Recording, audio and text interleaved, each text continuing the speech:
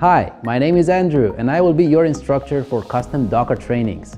We'll learn a bunch of interesting stuff, starting with understanding what is all the buzz around Docker, and you'll get to see why it's making today's headlines. Then we'll take a look under the hood and understand the inner workings of Docker, which will lead us to understand how to manage images and containers, how to monitor your containers, and how to ensure that your applications can communicate with each other and over the internet, so networking.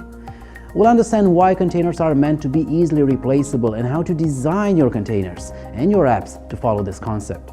In the end, we'll learn about volumes in Docker, or how to ensure data persistency in this non-persistent world of containers. And we'll also see how to build your own images and how to script your deployments with Docker files and Compose files.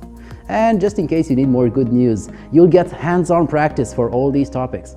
I strongly believe this awesome world of containers is going to push IT and yourselves forward. So let's make it happen. Thank you.